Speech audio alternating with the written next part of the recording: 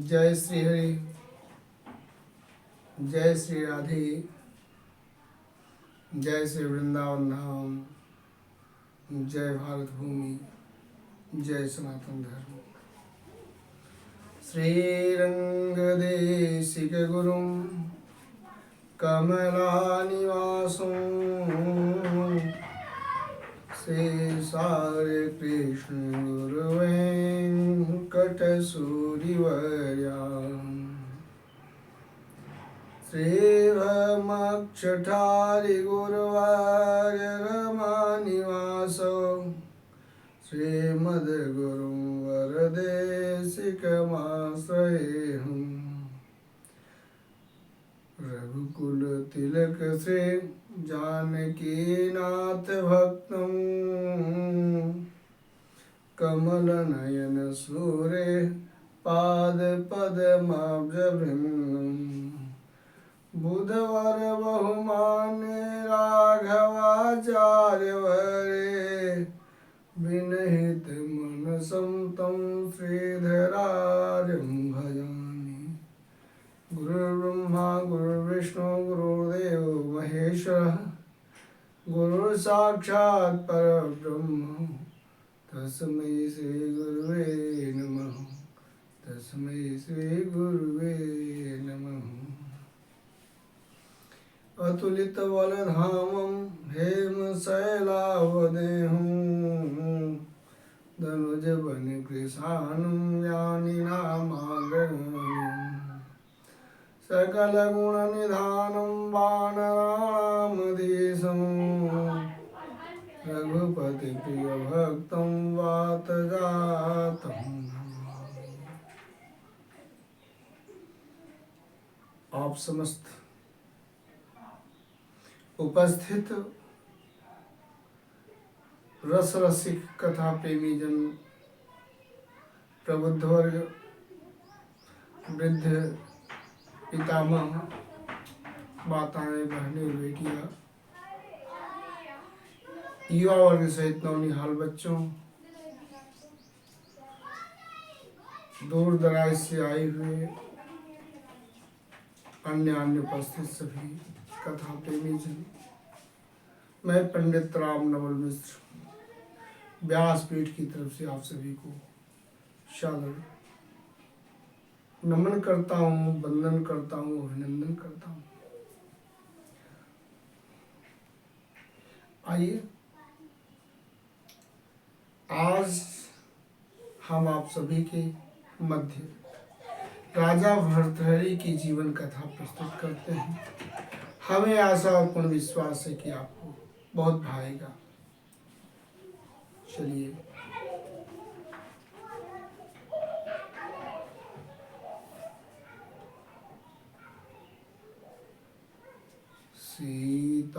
सीताराम सीताराम सीता राम सीताराम सीताराम सीता राम सीताराम सीताराम सीताराम सीताराम सीताराम सीताराम सीताराम सीताराम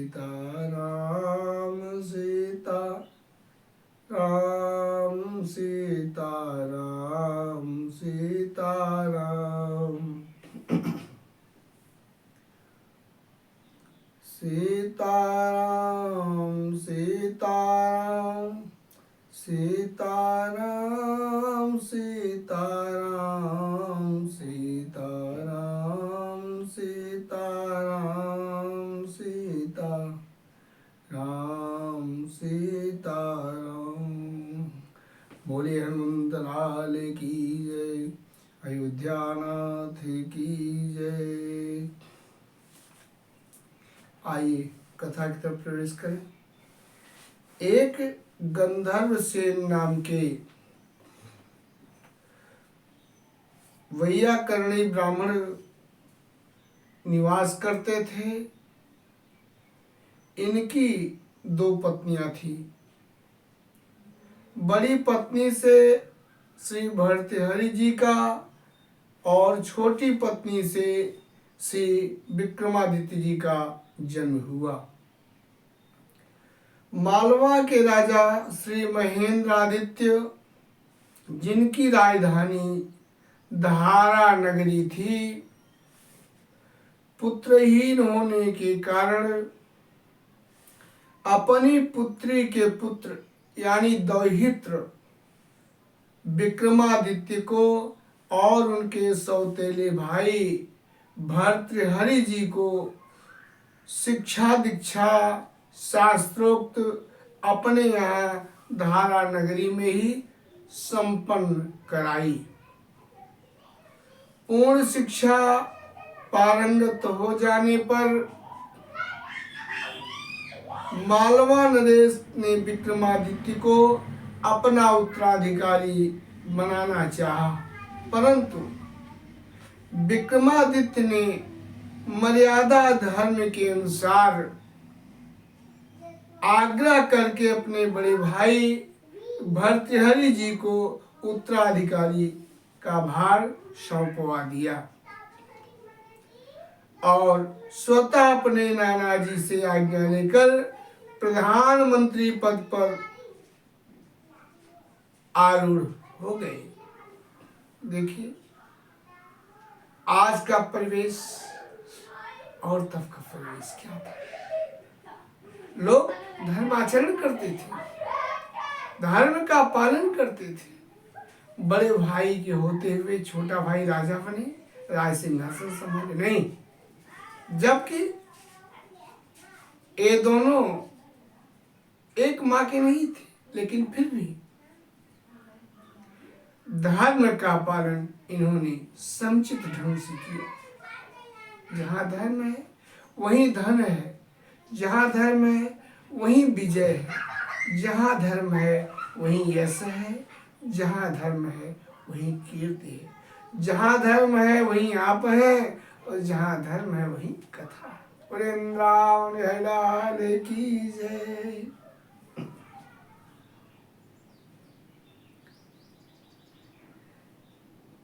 विक्रमादित्य जी ने पदभार संभालते ही मालवा की राजधानी धारा से हटाकर उज्जैनी बना लिया। राजपद पाकर भर्तृहरि जी विषयासक्त हो गए। भैया कारण कनक कनक ते सौ गुनी मादकताय अधिकाय या पाए बौराय जग या खाए बौराय। भैया यह प्रभाव है सोने यानी धन और धतूरे नशा दोनों में। आदमी पागल भूल जाता है अपने आप को, अपनी मर्यादा को, अपनी कीर्ति को, अपने धर्म को। उचित अनुचित का ज्ञान बोध नहीं रह जाता। विक्रमादित्य के बार बार समझाने पर भी समझ न आया। मंदांध हो या मदांध हो, एक दिन आक्रोश में आकर विक्रमादित्य को विक्रमादित्य को अपने भाई भर्तृहरि ने राज्य से बहिष्कृत कर दिया, निकाल दिया। भैया जो अंधा हो उसे उपदेश भी नहीं देना चाहिए। रावण मदांध हो गया था, विभीषण जी के समझाने पर वह क्रोध कर बैठा। क्रोध क्या है? पाप का मूल है, पाप की जड़ है। जहाँ क्रोध है वहीं पाप। उसने क्या किया? विभीषण महाराज जी को पैरों से मारकर राज्य से निकाल दिया।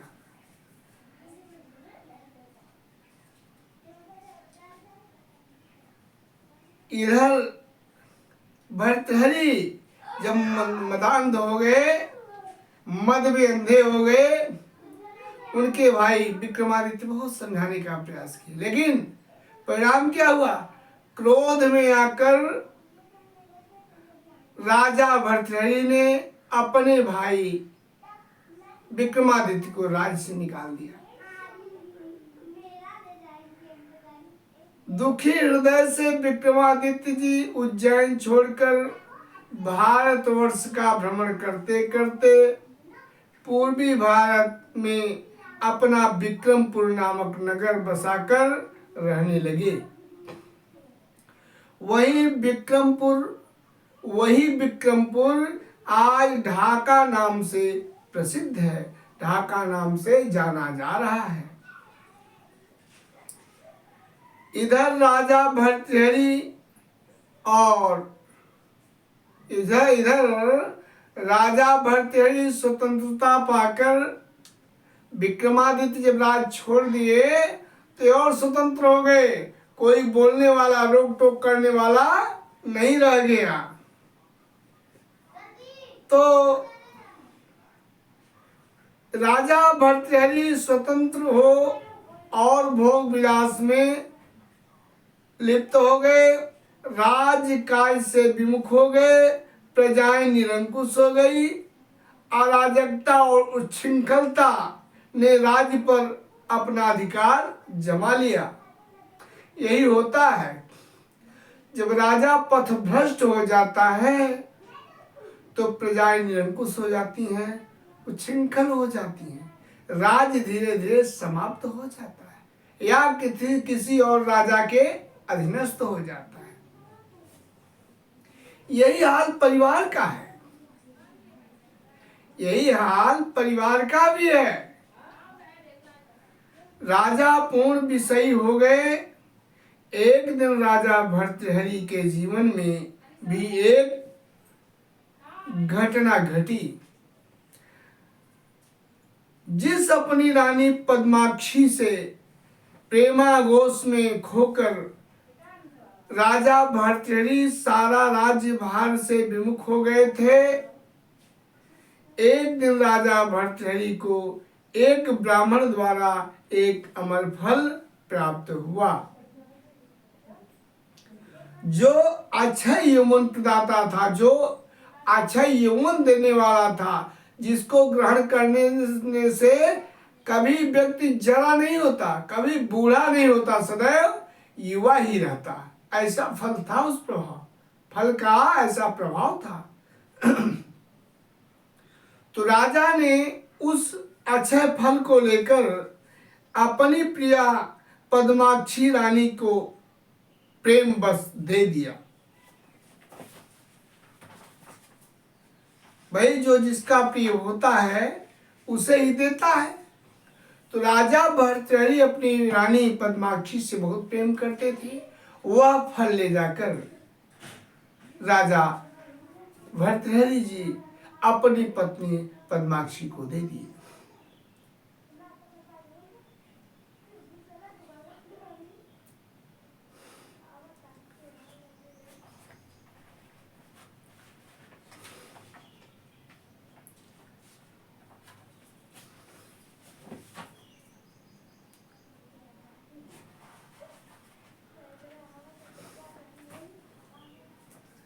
अब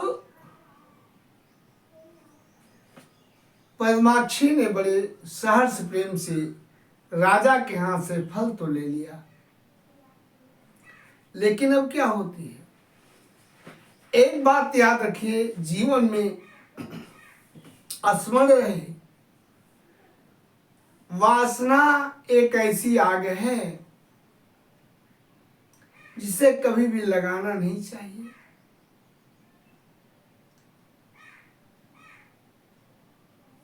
धर्म की एक कड़ी यह भी है, एक नारी व्रत। हमारे मर्यादा पुरुषोत्तम श्री राम जी महाराज एक नारी व्रत का पालन करते थे। हर पुरुष को चाहिए अगर हो सके तो एक नारी व्रत का पालन जरूर करें।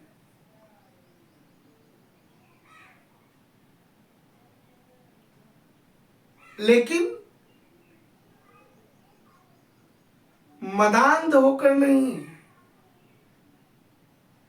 धर्म का आचरण छोड़कर नहीं, अपने पथ से भ्रष्ट होकर नहीं, पथ विमुख होकर नहीं। क्योंकि स्त्रियां सबकी बात नहीं करते, क्षमा कीजिएगा आप लोग, कथा के आधार पर बोल रहे हैं। स्त्रियां विश्वास के पात्र नहीं होती। जब भी आप उनसे ज्यादा स्नेह, ज्यादा लगाव करेंगे, धर्म मर्यादा को तोड़कर, मर्यादा से बाहर निकलकर, धर्म का साथ छोड़कर, कर्तव्य से अपने विमुख होकर, तो क्या होगा? वही काम वासना वही आपको छीड़ कर देगी, दिन प्रतिदिन कमजोर कर देगी। परिणाम क्या होगा? कथा आपके सामने प्रस्तुत हो रही है, आप लोग ध्यान से सुने। लिखते हैं, याम चिंतयामि सततम। राजा भर्तृहरि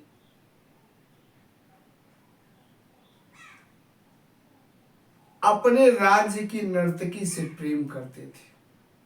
राजा भर्तृहरि अपने राज्य की नर्तकी से प्रेम करते थे। यदा कदा अपनी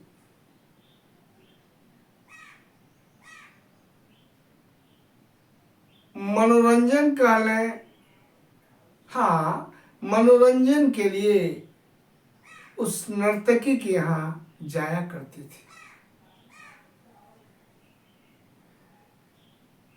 राजा के दरबार में नर्तकी के आना तो समझ में आता है, लेकिन राजा नर्तकी के यहाँ जाए यह समझ में नहीं आता। यही कमी थी राजा भर्तृहरि में, उसके यहाँ जाती थी। वही समय बीता, कुछ दिन महीने गुजरे। एक दिन राजा भर्तृहरि जब अपनी उस प्रेयसी नर्तकी के पास गए,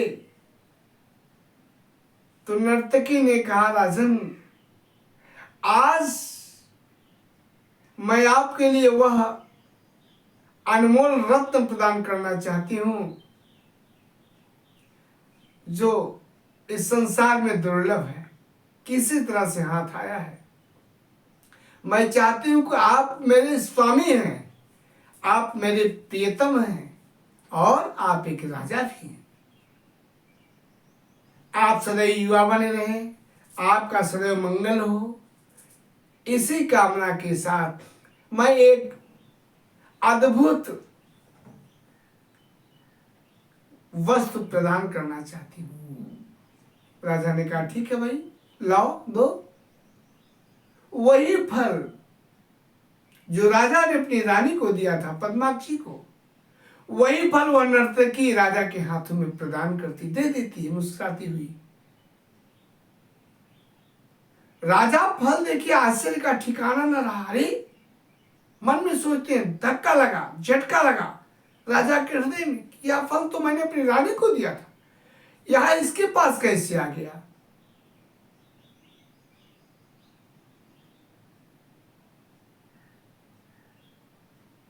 उस समय राजा के भर्तृहरि जी के मनोभाव को नर्तकी परख रही थी, पढ़ रही थी कि इन्हें तो प्रसन्न होना चाहिए था, मुझे आलिंगन कर लेना चाहिए था, मुझसे प्रेम करना चाहिए था, लेकिन ये क्या सोच, इनके चेहरे एकाएक उतर क्यों गए, भाव बदल क्यों गया? ये क्या है? आशा के विपरीत कैसे सब कुछ हो गया? राजा भर्तृहरि सोचने लगे, याम चिंतयामि सततम मयि सा विरक्ता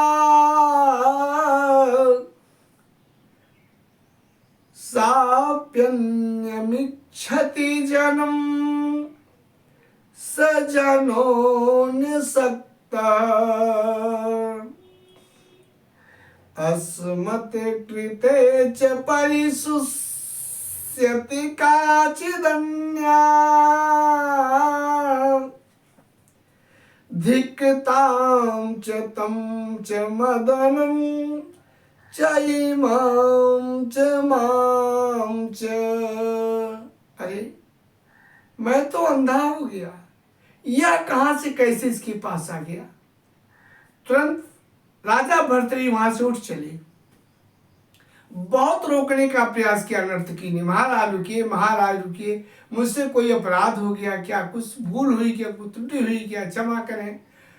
लेकिन भर्तृहरि का तो सारा नशा काफुर हो गया, सारा नशा उड़ गया, रंग ही उतर गया सब।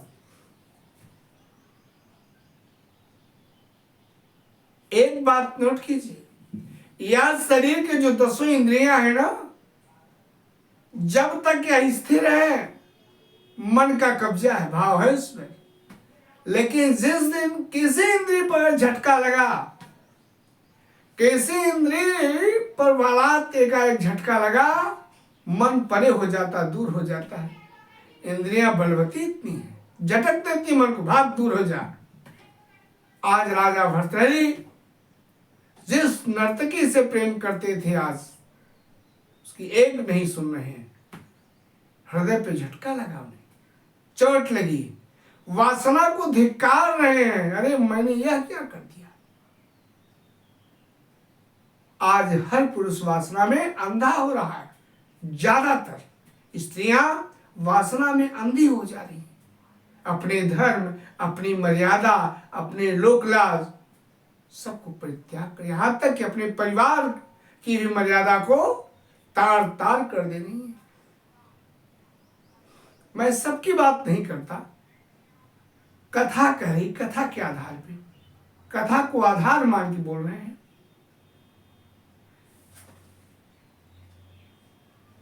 अब राजा राज्य में आते हैं, हर कोने कोने पे, हर गली गली में, हर द्वार द्वार पे अपने गुप्तचर बिठा देते हैं। पता करो ये मामला कैसे, क्या हुआ, कैसे यह बात यहां तक कैसे पहुंच गई। सारे गुप्तचर छूट गए। पता करते करते करते करते 1.25 महीने लग गए। 1.25 महीने बाद दूध का दूध, पानी का पानी हो गया। राजा भर्तृहरि जी तब तक वह फल छुपाए रखे। जब सब कुछ राजा भर्तृहरि को ज्ञात हो गया, तो वही फल ले जाकर पुनः अपने रानी के पास दे दिए गए। लो, यही फल है ना जो मैंने तुझे दिया था, अपनी प्रिया समझकर, अपनी प्रिय पत्नी समझकर, अपने सिंदूर की कीमत समझकर। तेरे पीछे मैंने अपने राज्य पाट, प्रजाएं, प्यारा सा भाई, सब कुछ खो दिया तेरी वासना में फंस कर। और आज तूने मेरे साथ कितना बढ़िया कार्य किया है। देख, यही फल है ना, कहा था, कैसे मेरे पास आया। आइए, कहां से फल गया उस नर्तकी के पास, कथा आगे सुने। राजा भर्तृहरि अपनी स्त्री से, अपनी पत्नी, अपनी रानी पद्माक्षी से अत्यधिक प्रेम करते थे और उसी के विषय में लगातार सोचते थे, उसी के पास रहते थे, उसी का चिंतन आठों याम किया करते थे। उसी के बाहों में इनकी अपनी सारी दुनिया थी। राजपाट, भाई, सगे संबंधी, धर्म, मर्यादा, सब पत्नी के ही बाहों में था। किंतु वही स्त्री, वही पत्नी राजा से प्रेम नहीं करती थी। प्रेम एक तरफा होता है।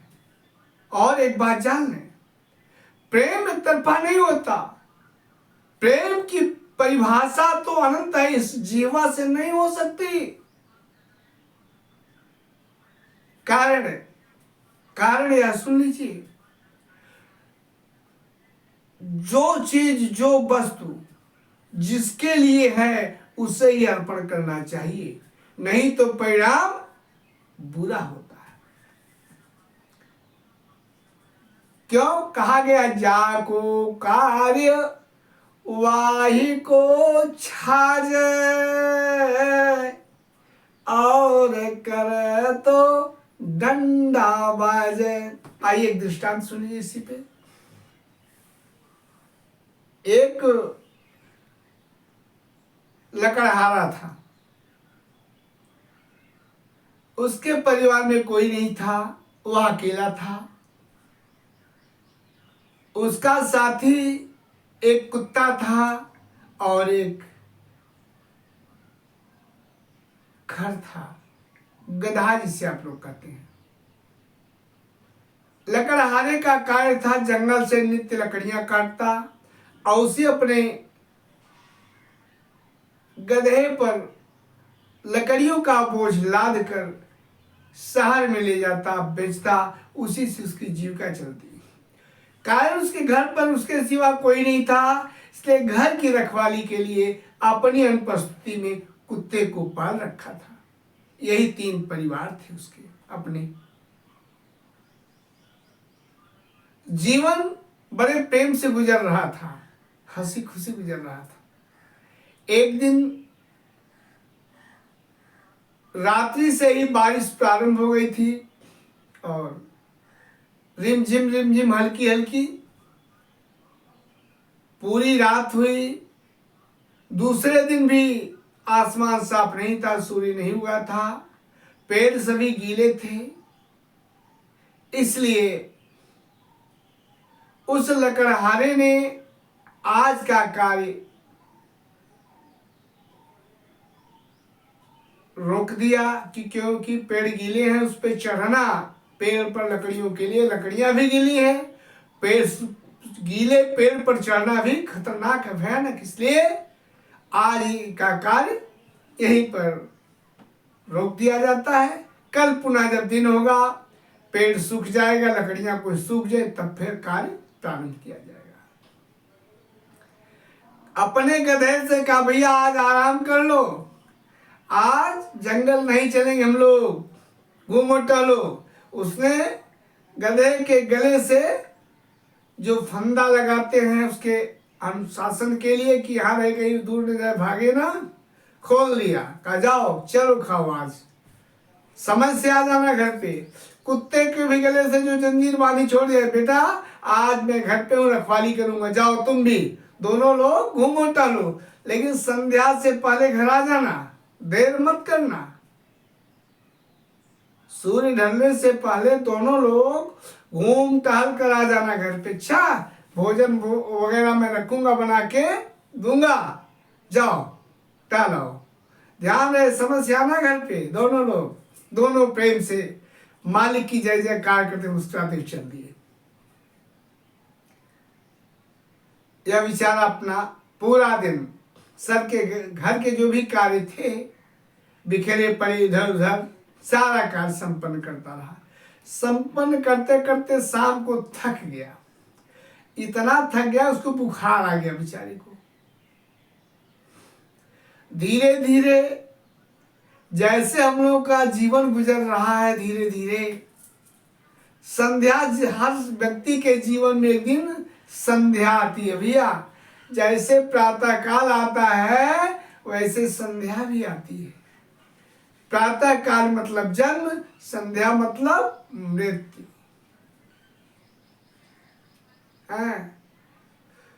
तो धीरे धीरे सूर्य नारायण अस्ताचल की तरफ जाने लगे। फिर क्या था, समय गुजरा, संध्या हो चली। अभी भी न इनके गधे महाराज वापस आए घर लौट के, न कुत्ते ही, ग्राम सिंह इनके आए जो घर की रखवाली करते थे।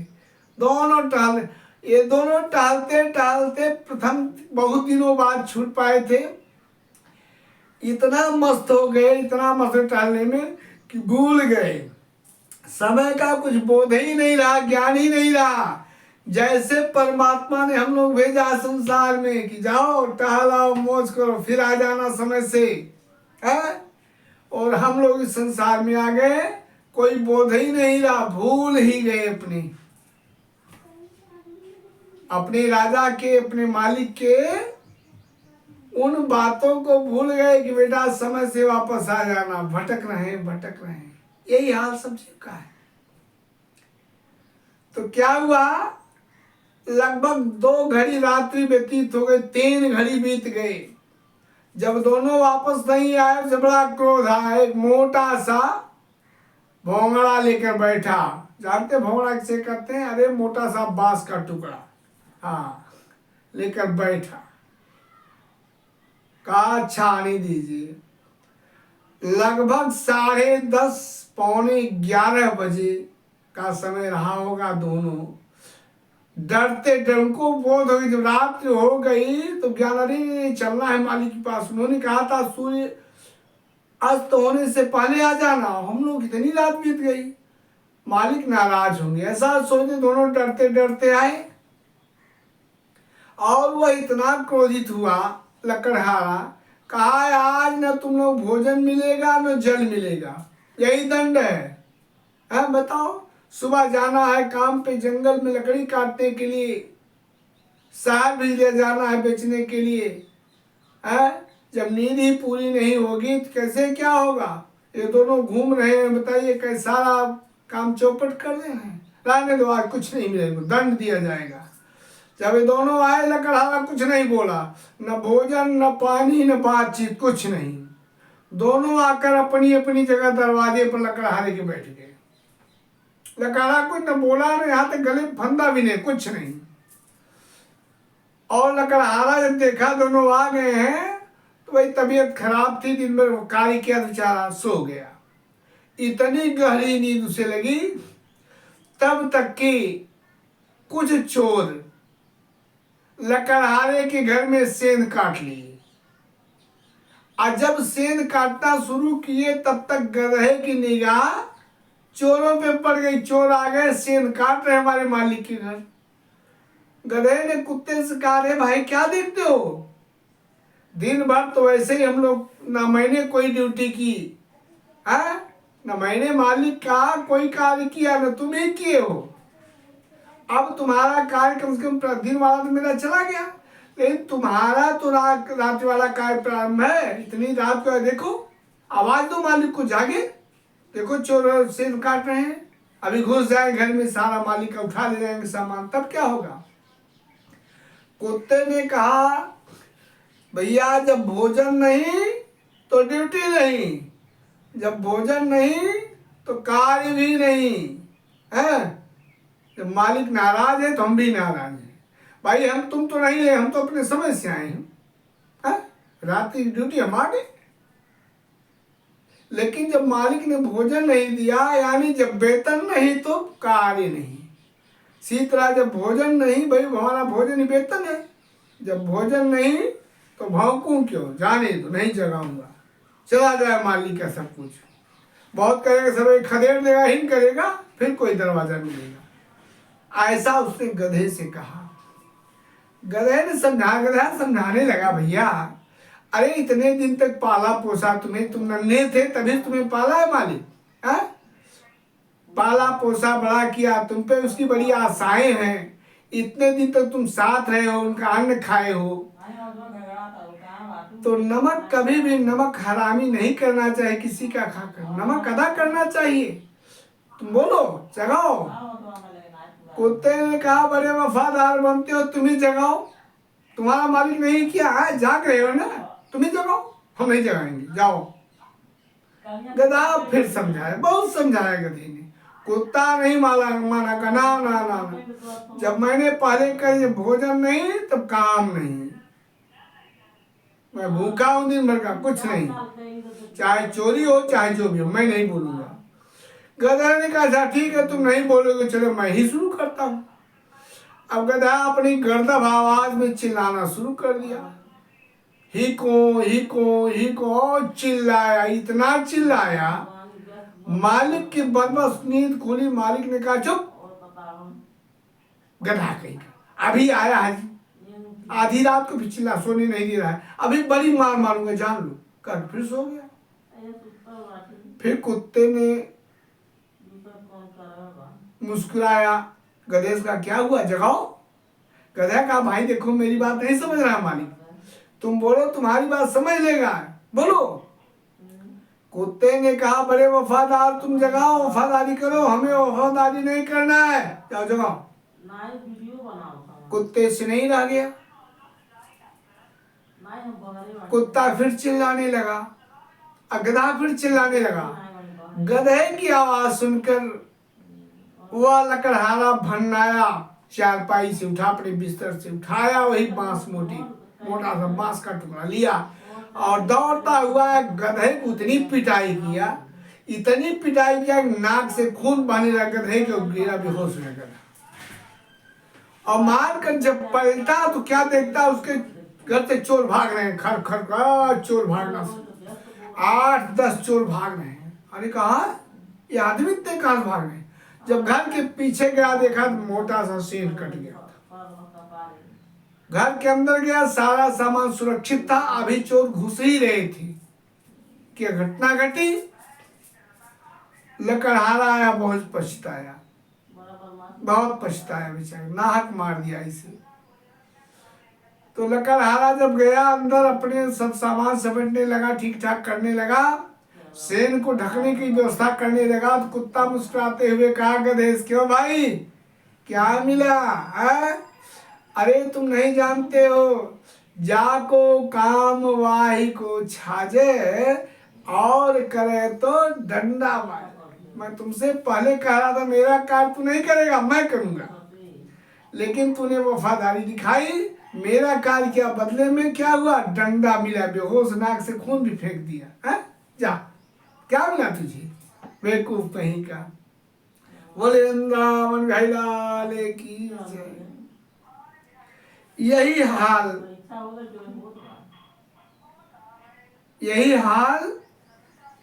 विक्रमादित्य, यहाँ राजा भर्तृहरि। राजा भर्तृहरि अपनी पत्नी से, अपनी रानी से, पद्माक्षी से बहुत प्रेम करते थे, लेकिन वह इनसे नहीं करती थी, वह इनसे नहीं करती थी। और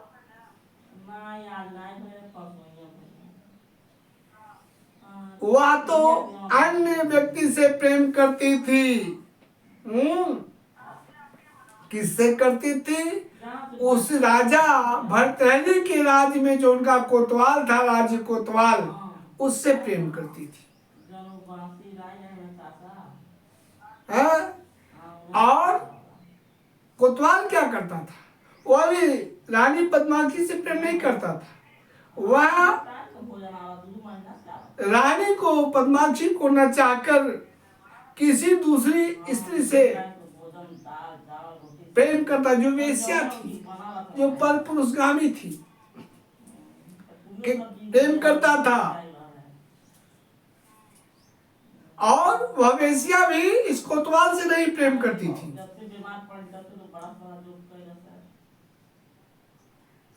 कोतवाल जो है, रानी पद्माक्षी अपने इस शहर के कोतवाल से प्रेम करती थी। राजा भर्तृहरि से सिर्फ दिखावा था, उसका नाटक था। और वह कोतवाल जो अपनी राज्य के नर्तकी से प्रेम करता था, वह नर्तकी भी कोतवाल से मात्र दिखावा करती थी, उससे नहीं प्रेम करती थी। वह नर्तकी राजा भर्तृहरि से प्रेम करती थी। यही संसार है। राजा भर्तृहरि ने प्रेम के वशीभूत होकर, वासना के वशीभूत होकर, स्वतः फल न खाकर अपनी पत्नी पद्माक्षी को दिया।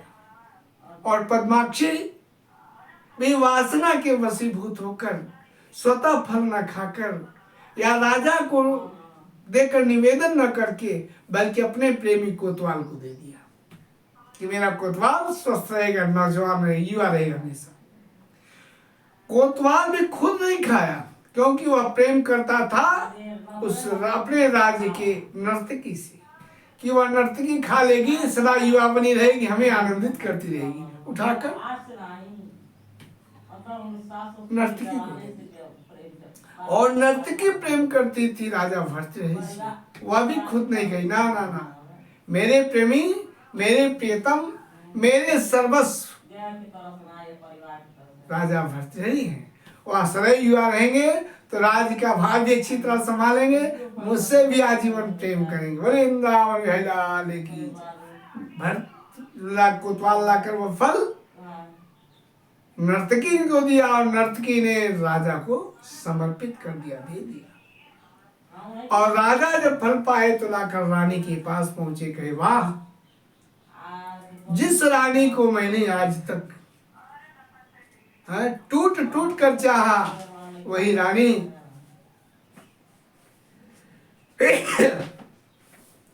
आज मेरे साथ ऐसा घात की। वह प्रेमोपहार जो राजा ने अपनी रानी पद्माक्षी को दिया, घूमते घूमते टहलते टहलते शहर में आकर वेश्या के हाथ, और फिर वेश्या से राजा भर्तृहरि के हाथ में वापस चला गया। जहां का था वहीं पहुंच गया। भैया यही हाल इस जीव का है, इस जीवात्मा का भी हाल है। भटकते भटकते दर दर भटकते भटकते वही जाएगा जहां से आया है, अपने परमात्मा के यहाँ से आया है, उसके पास ही जाएगा। राजा ने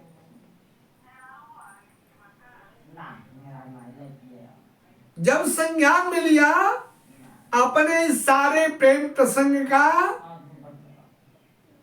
तो राजा ने इस प्रकार एक दूसरे के प्रेम स्पर्धा को देखकर उन स्त्री पुरुषों के प्रति कामदेव वासना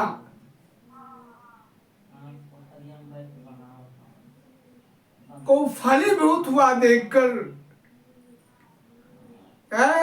कि इन सभी का कारण क्या है, वासना है। ये सभी भटकाव का कारण क्या है, वासना है। और अपने प्रति संसारिक विरक्ति हो गई। राजा भर्तृहरि को ही बोध हो गया, ज्ञान हो गया, संसार का ज्ञान हो गया, बोध हो गया, संसार क्या है? और उन्हें संन्यास ग्रहण हो गया, इस संसार से विरक्त हो गए, विरक्ति जागृत हो गई। इसी प्रकार से वासना अज्ञानता के कारण लोग काम के वशीभूत हो जाते हैं। भैया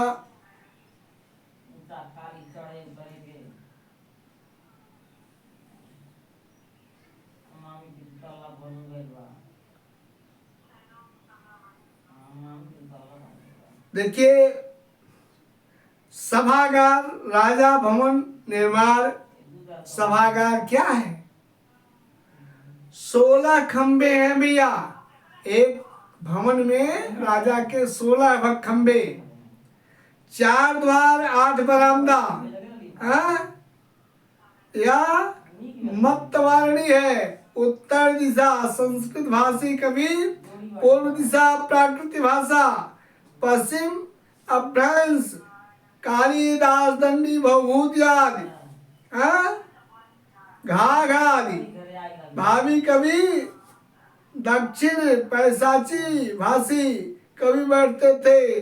राजा भर्तृहरि की पत्नी अनंग सेवाया पद्माक्षी पिंगला, ये 2 रानियां थी।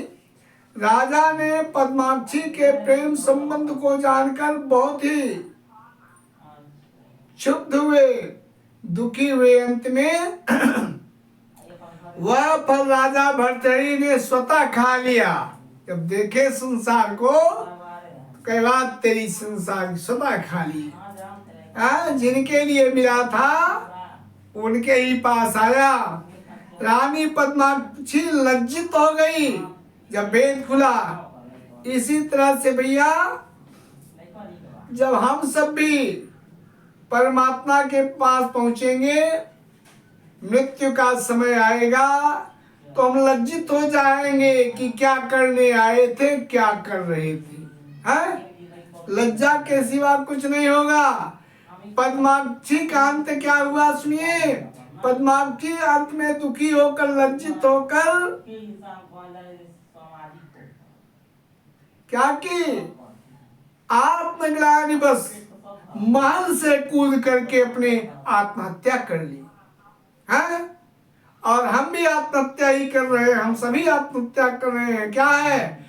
अगर हमें मानव जीवन प्रदान हुआ है और इस मानव जीवन का धर्म आचरण करते हुए, धर्म का अनुसरण करते हुए अगर सदुपयोग नहीं करेंगे तो क्या होगा? अन्य योनियों में हमेशा भटकना पड़ेगा, फिर से शुरू से ही भटकना पड़ेगा भैया। पद्माक्षी की तरह जब पद्माक्षी महल से कूद कर आत्महत्या कर ली, कहां पहुंची? प्रेत योनि में। जहां से चली थी वहीं फिर पहुंच गई। यही हाल हम लोगों का होना है? अगर नहीं चेत लिए तो यही होना है। या मानव जीवन जो दुर्लभ मिला है, या छूट जाने के बाद फिर जहां से चले थे, शुरुआत किए थे, वहीं पहुंचना है। वहीं फिर 84 भटकना शुरू हो जाएगा। राजा को इस घटना से बहुत दुख हुआ, किंतु समय सारे घाव भर देता है भैया। समय, संसार को परमात्मा ने इतने ही सहज भाव से बनाया है, इतने प्रेम से, इतना सोच समझ कर बनाया है, निर्माण किया इसका।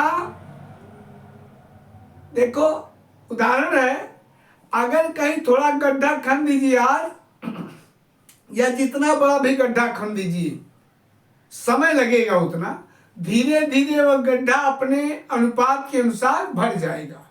ऐसे हृदय के घाव हैं, जितना कितना भी बड़ा घाव न हो, समय पर धीरे धीरे वो घाव भर जाता है। राजा, यही संसार का नियम है। क्या हमारा जन्म नहीं हुआ था मानव में कभी? अरे कभी जरूर, फिर भी पिछला जन्म या किसी जन्म में मानव जरूर रहे होंगे, लेकिन क्या कर्म किए भूल गए।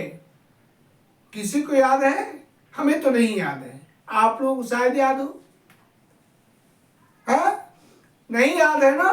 कारण इस संसार का नियम ही है कि घाव धीरे धीरे भर जाता है, यानी व्यक्ति भूल जाता है कि मैंने पिछले जन्म में क्या किया, कहाँ था, किस यौन में था, क्या मेरे कर्म थे, भूल जाता है। यह संसार का नियम है। जैसे धरती का गड्ढा धीरे धीरे भर जाता है, वैसे ही कहाँ कहाँ हम भटके हैं, किन किन योनियों में गए हैं, सब भूल जाता है।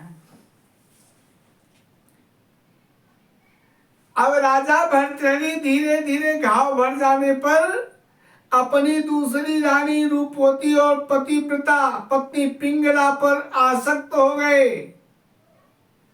पुरुष क्या है? भौरा है भैया, भौरा। ये भौरा जानते हैं ना? वह रस का आशिक होता है, रसिया, उसे रस ही चाहिए बस। उसका क्या होगा? उसे वो बोध नहीं, ज्ञान नहीं है। अंत क्या होगा? उसको ज्ञान नहीं, बोध नहीं है। उसे तो बस रस ही चाहिए, पराग ही चाहिए। पूछिए कैसे? इस भौरे की एक समय की बात है, एक भौरों का परिवार, उस प्रधान भौरे के पास 111 सदस्य थे पारिवारिक। अपने सभी परिवार को लेकर वह जा रहा था। सूर्योदय हो रहा था, सरोवर के पास से वह यात्रा कर रहा था। सरोवर में देखा एक बड़ा सुंदर कमल खिल रहा है, तो अपने परिवारजनों से कहा, ऐसा करो तुम सब चलो धीरे धीरे, मैं अभी आ रहा हूं। थोड़ा बड़ा सुंदर कमल खिल रहा है, थोड़ा मैं पराग का आनंद ले लूं, मैं आ रहा हूं, दौड़ के आप लोगों को साथ पकड़ लूंगा, चलो धीरे धीरे। अपने घर के मुखिया का यह संदेश पाकर पूरे परिवार भाई चलिए धीरे धीरे भी आएंगे। और मुखिया की बात कौन टालता, जबकि सारे भवनों का ही हाल है, एक सा होता है, लेकिन एक मर्यादा भवन चल रही है। यह बेचारे आए और खिलते हुए कमल में बैठ गए, और जब पराग चूसने लगे तो चूसते चूसते इनको इतना उसी मस्त हो गए कि इन्हें बोध ही नहीं रहा, ज्ञान ही नहीं रहा कि मेरा परिवार आगे जा रहा है। हमने कहा है उनसे चलो भी आ रहे हैं, हमें वहां पहुंचना उनके साथ, कुछ बोध नहीं रहा है? और पूरा दिन व्यतीत हो गया उसी में मस्त थे, चूसते हुए, पराग ग्रहण करते हुए है? उसके बाद क्या हुआ, धीरे धीरे सूर्य अस्ताचल की तरफ जब जाने लगे और भंवरा उसी में बैठा कमल के पंखुड़ी में पराग चूस रहा है, इधर सूर्य अस्ताचल की तरफ जा रहे हैं, धीरे धीरे कमल बंद हो रहा है।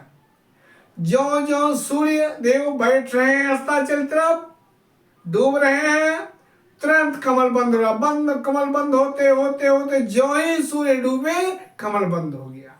और जब कमल की पंखुड़ियां आपस में सट गई, बंद हो गई, तब इसे लगा रे ये क्या, फड़फड़ाया उड़ने के लिए, मेरा परिवार जा रहा है, इंतजार कर रहा, चले बहुत देर हो गई, जो उड़ा फटाक से नीचे गिर गया। कितने अनगिनत बार प्रयास किया उड़ने का, लेकिन जो ऊपर जाता ठोकर लगती नीचे गिर जाता, ऊपर जाता ठोकर लगती नीचे गिर जाता, सारा प्रयास उनका अंत में विफल हो गया।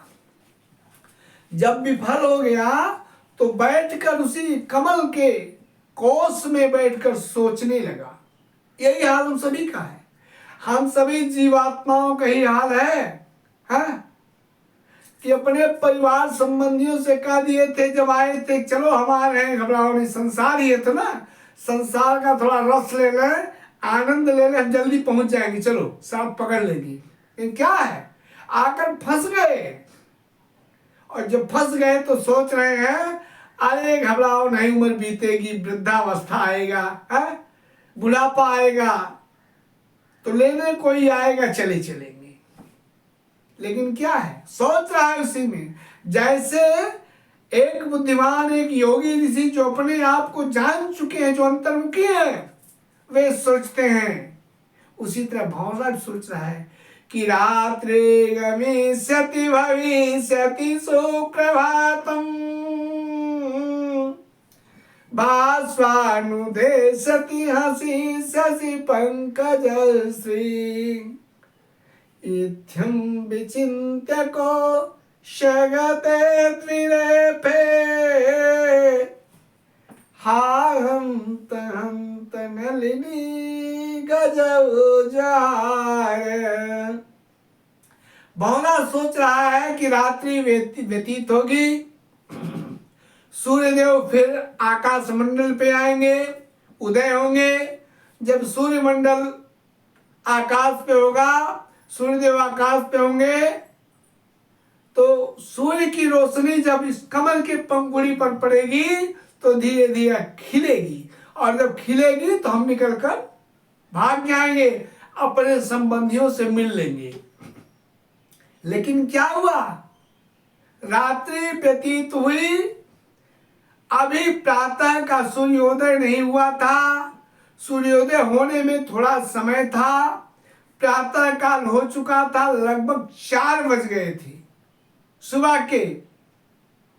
उधर से गजराज अपने परिवारों के साथ रात्रि को टहलते टहलते थक गए थे, सुबह हुआ देख सरोवर में जल पीने के लिए, स्नान करने के लिए चल दिए, हजारों हाथियों के साथ आए, पहुंचे, कमल को देखे, गए पानी पिए, थोड़ा स्नान किए, सूंड से कमल के डंठल को लपेट लिए, और निकलते समय ले आए तट पे।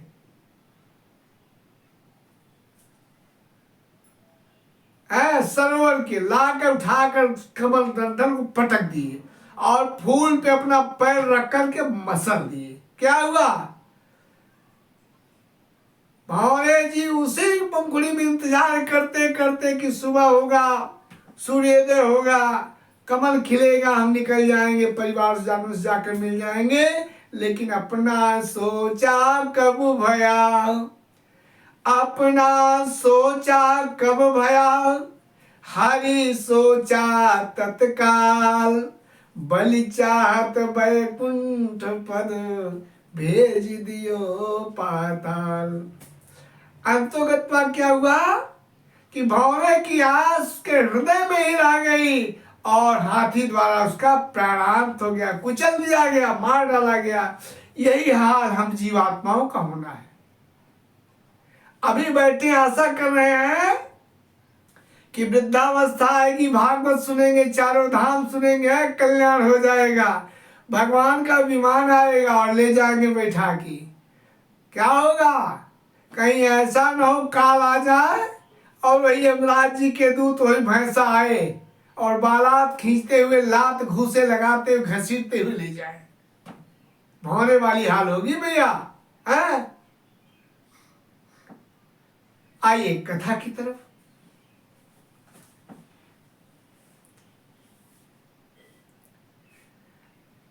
राजा भर्तृहरि अपनी दूसरी रानी जो रूपवती थी, सुंदर थी, पतिव्रता थी, पिंगला पर आसक्त हो गए। जैसे हम लोग के चारपन है, जीवात्मा जब संसार में आता है चारपन में जीवन गुजरता है। बाल्यावस्था, किशोरावस्था, युवावस्था, वृद्धावस्था। सोचते हैं बाल्यावस्था है तो क्या माँ की गोद में खेलने खाने में गुजर जाता है। किशोरावस्था क्या है? भावी जीवन साथी के इंतजारी में गुजर जाता है? कि विवाह होगा, पत्नी आएगी, है, परिवार बसेगा, इसमें। युवावस्था में परिवार के भरण पोषण की व्यवस्था में सारा गुजर जाता है युवावस्था।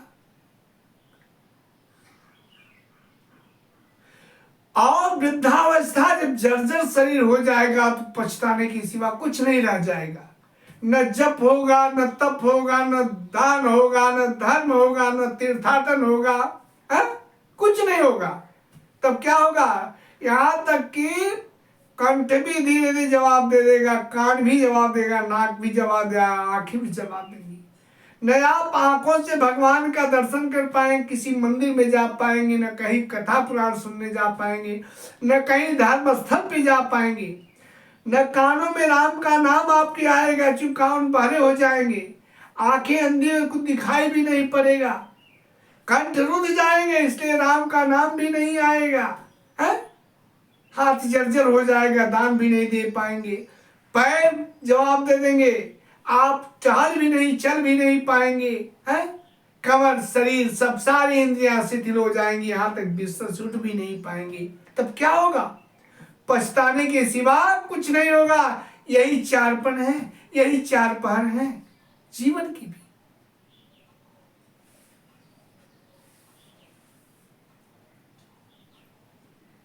जब राजा भर्तृहरि अपनी छोटी रानी, दूसरी रानी पिंगला पर आसक्त हो गए तो विनम्र एवं कालोचित व्यवहार में कुशल थी कौन? पिंगला।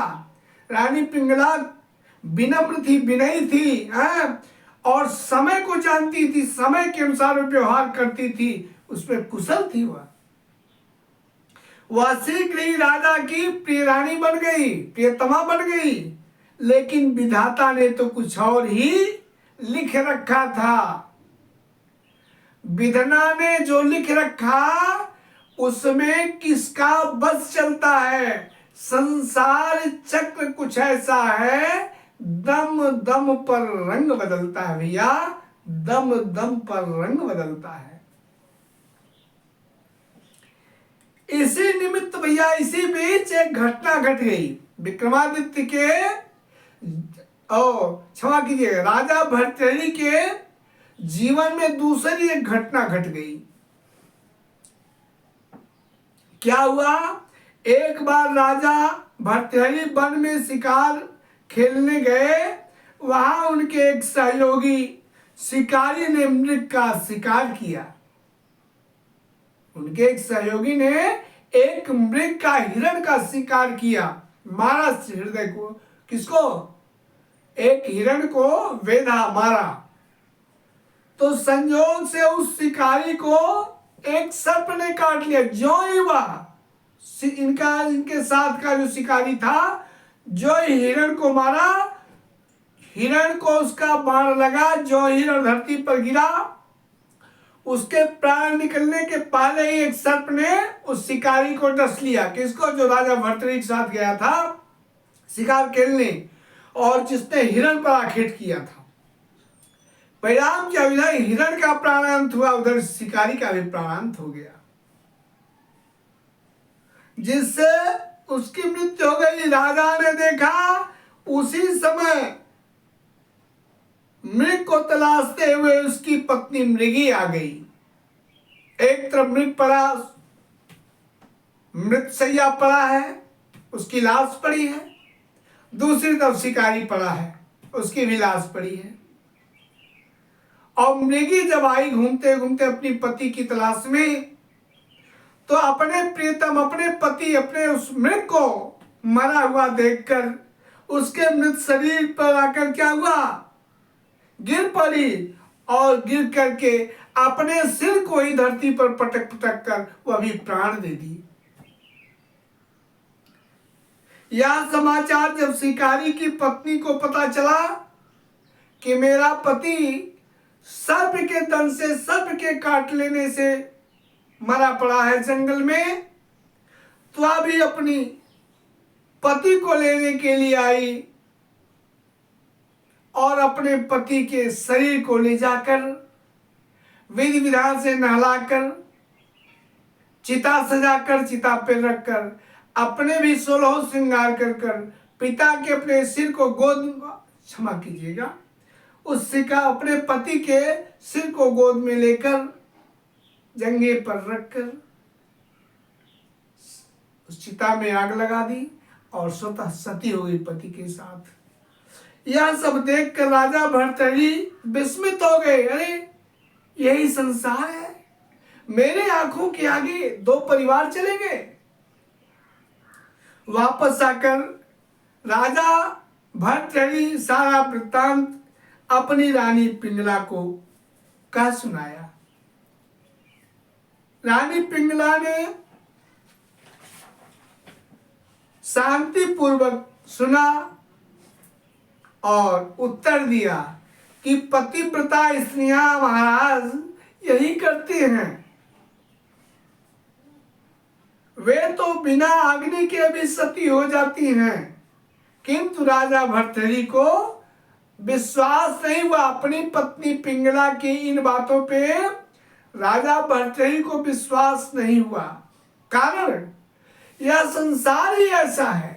भगवान ने इस संसार का जब निर्माण किया तो इसमें अपनी मोहनी माया का आवरण बिछा दिया, पट बिछा दिया, जो हम सभी जीवात्माओं के आगे पट पड़ा है। वह कैसा पट है? चलचित्र देखें आप लोग, सिनेमा, जी हाँ, उसे हिंदी में चलचित्र कहते हैं। तो क्या होता है? सामने पर्दा होता है और कुछ नहीं, सिर्फ पर्दा होता है। और चित्र कहाँ से आता है? पीछे से आता है। पीछे से आके चित्र का क्या खाका एक होता है, वो आकर पड़ता है पर्दे पर, और हम देखते हैं क्या कि सब कुछ इसी पे हो रहा है। यही संसार है। यह जो हमें सब दिखाई पड़ रहे हैं, माँ बाप, भाई बहन, पत्नी, पत्नियां, सगे संबंधी, रिश्तेदार, नातेदार, इष्ट मित्र, गांव, शहर, नगर, नदियां, पर्वत, झील, क्या है? यह सब उसी पर्दे पे चल रहे हैं, कुछ नहीं है। पर्दे के पीछे खाली है, कुछ नहीं है, पर्दे पे चल रहे हैं। यही संसार है, यही पर्दा ही यह संसार है। जो भगवान विष्णु ने डाल रखा अपनी, इसे योग माया कहते हैं। यह पर्दा योग माया का है, जिससे हम लोग अंधे हैं, बैठे चलचित्र देख रहे हैं, जबकि हमारा उससे कुछ नहीं मतलब, थोड़ा टिकट लेकर बैठे हैं। समय पूरा हुआ, चलचित्र अपने आप बंद हो जाएगा, आंखें ढक जाएंगी, सारा यह जो चल रहा है सब अपने आप स्थिर हो जाएगा। अंतोगत्वा थका थका सा हमें चले जाना पड़ेगा यहाँ से, इस चलचित्र के महल से, इस चलचित्र के घर से। यह संसार है भैया। तो क्या हुआ, रानी पिंगला ने अपने पति से कहा, लेकिन राजा भर्तृहरि को विश्वास नहीं हुआ अपनी पत्नी की बातों पर, क्योंकि वो सत्य थी, सत्य थी। और यह वह क्या थी, वह योगी थी और यह भोगी थी। योगी की बात भोगी की समझ में नहीं आती, यह संसार ही ऐसा है। रानी की परीक्षा लेने का राजा भर्तृहरि ने निश्चय किया कि देखे हमारी पत्नी जो रानी है, क्या यह भी सत्य है कि नहीं है, हैं?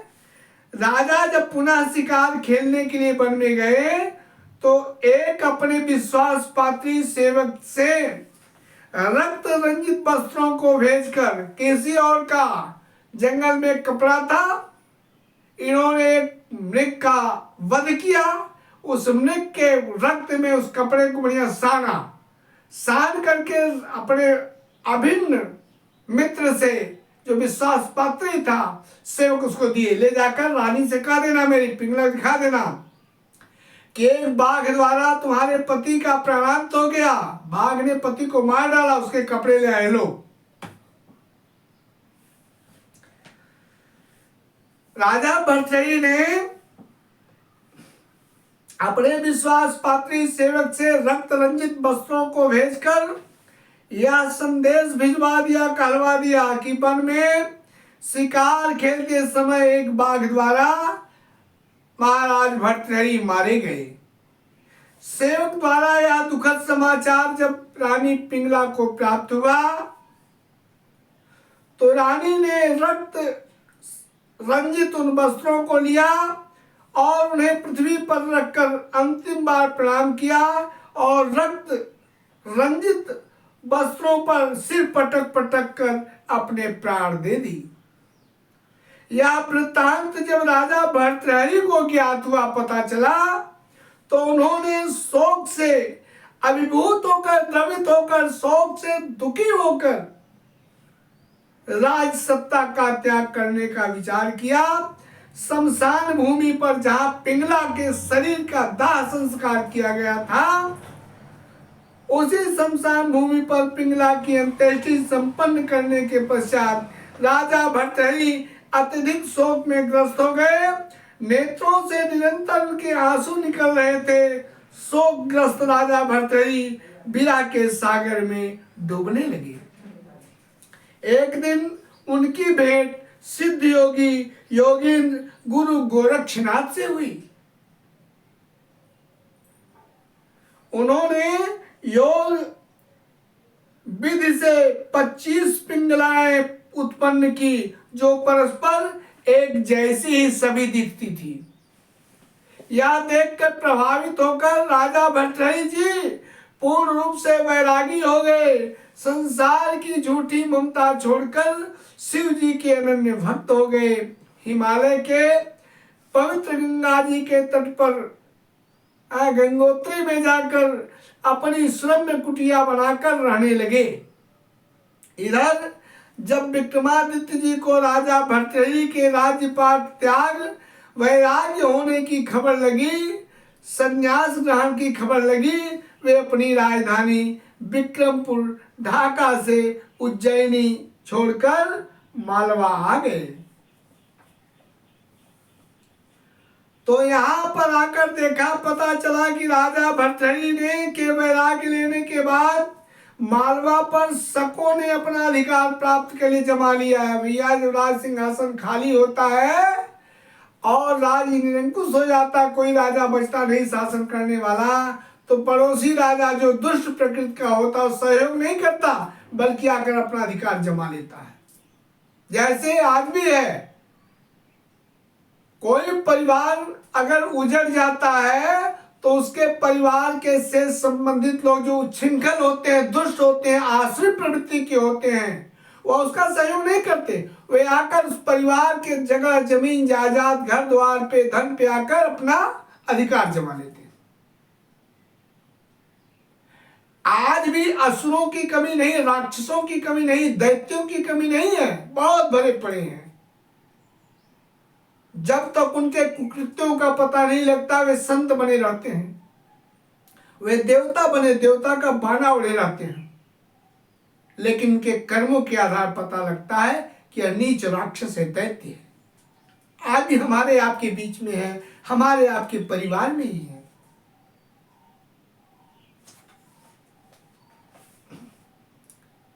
इसी प्रकार जब राजा भर्तृहरि जी राज्य को त्याग कर दिए, राज सिंहासन खाली हो गया, तो शकों ने आकर के धावा बोलकर राजा भर्तृहरि के सिंहासन पर अपना अधिकार जमा लिया। जब राजा विक्रमादित्य आए तो क्या हुआ, आकर देखे शकों ने अपना अधिकार जमा लिया है, तो गर्दभिल जो गंधर्व सेन के पुत्र विक्रमादित्य जी ने शकों को पराजित कर उज्जैन का राज्य प्राप्त किया, उज्जैनी को राजधानी बनाकर राज्य करने लगे। शक विजय के उपलक्ष्य में विक्रमादित्य जी ने मानव संवत चलाया, जो इसके बाद विक्रम संवत के नाम से प्रसिद्ध हुआ। आज भी विक्रमादित्य संवत्सरे बोला, संकल्प में बोला जाता है, विक्रमादित्य संवत्सरे बोला जाता है संकल्प में। तो विक्रमादित्य जी ने अपनी मुद्राएं चलानी शुरू कर दी अपने राज्य में, यानी विक्रमादित्य ने अपने राज्य में अपने पैसे चलाना, अपने रुपए, अपने पैसे चलाना शुरू कर दिया, जिन पर मालवाना जय, मालव गणस्य जय का उल्लेख है, लिखा गया। आज भी अगर विक्रमादित्य के शासन के समय का पैसा, रुपया आपको मिले तो उस पे लिखा रहता है मालवानाम जय और मालव गणस्य जय लिखा रहता, अंकित रहता है। उक्त सभी घटनाएं 57 ईस्वी पूर्व घटित हुई थी। 57 ईस्वी के पहले की यह घटना है। यह घटना महावीर निर्वाण के